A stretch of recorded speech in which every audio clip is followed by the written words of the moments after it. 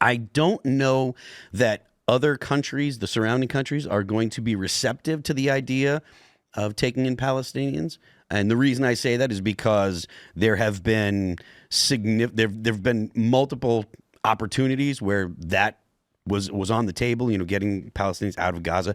People that are opposed to the Palestinians leaving, they would consider that a genocide. They would say, "Oh, that's part of the genocidal plan," because if you remove a people from their land, that they'll consider that a genocide. I don't know that it's an actual viable option, but Donald Trump is a guy that'll just try some S and see how it goes. It's an old war tactic. They call it repopulation. If you look up repopulation, I mean, it's literally like something you would do with a defeated population, as you would take them and you would ship them off to a different Siberia or something. You'd repopulate the people, and it's a pretty horrible thing to do to people, but, so it's blowing them up. And, ultimately, I think Trump wants to build hotels. He's probably like, it's a beautiful area. We're going to have the most beautiful Gaza Strip the world's ever seen.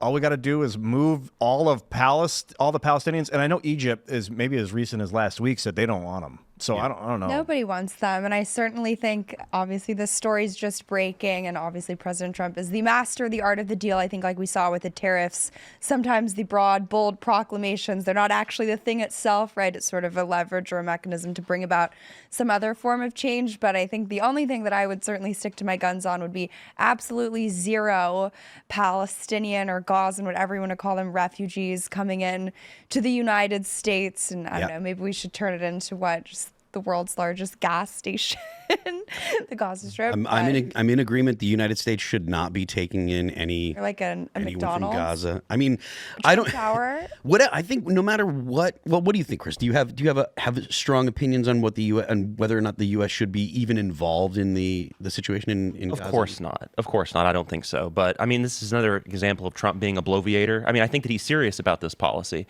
but I don't know what the details are going to be, and he's not strong on details up front like this. So I'm curious to see actually how this is going to play out. What does he mean that the U.S. is going to seize control of it? Are we going to send in troops and then have the troops forcibly remove Palestinians to countries that don't want them? Like, how is this going to play out exactly? I think it'll be interesting, too, to see how the mainstream media latches onto this. As someone who watches way too much MSNBC as they try to grovel and have their sort of... I actually love it. There's struggle sessions about, how to cover Trump, because I think they recognize the sins sort of the first administration, where the resistance movement was sort of, I think, too overly engaged, right? Too many protests. They sort of took the bait on every single thing that President Trump did. So there's a conscious effort, if you watch their shows, that they can they're like, we don't want to take the bait on everything, right? We're going to cover what he does, not just what he says. So I'm curious if this will sort of, pass muster or be something that they will actually want to cover. I think they will, but if they do, then I think that's sort of brilliant. Not that I necessarily think the press over what's going on at USAID is bad. I think most Americans don't want to be sending our tax dollars to foreign countries. That's some of the best press for the president and the administration. But I think that this will sort of, again, it's flooding the zone. I know the media always says it with a pejorative connotation.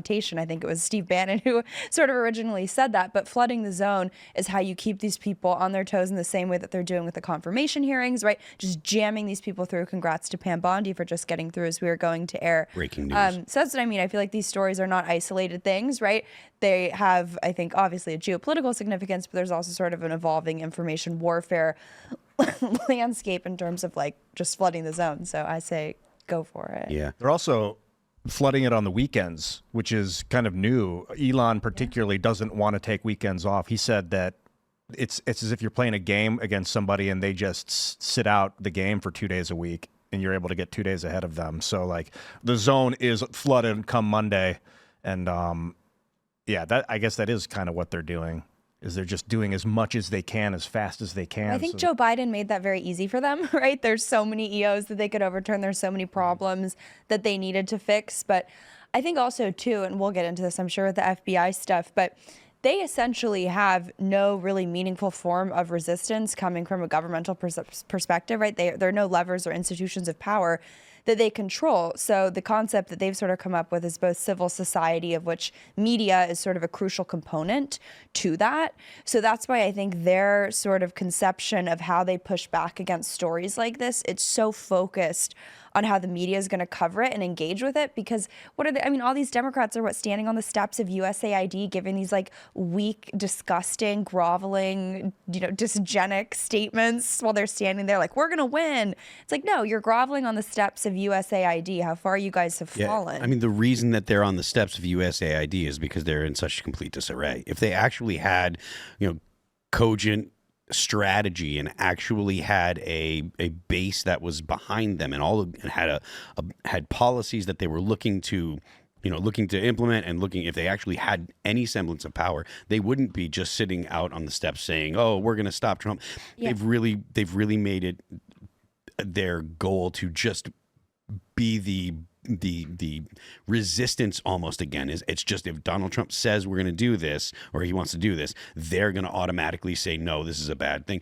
They're coming out against, waste, fraud, and abuse, essentially. Mm-hmm. And that's never, like, the American people are, even though waste, fraud, and abuse are amorphous and really ambiguous terms, the American people are never against getting rid of waste, fraud, and abuse. Those are ubiquitously bad things, according to, the American people. Thanks for checking out this clip from Timcast IRL. Make sure to watch the show live Monday through Friday at 8 p.m. Subscribe to this channel, and we will see you all there.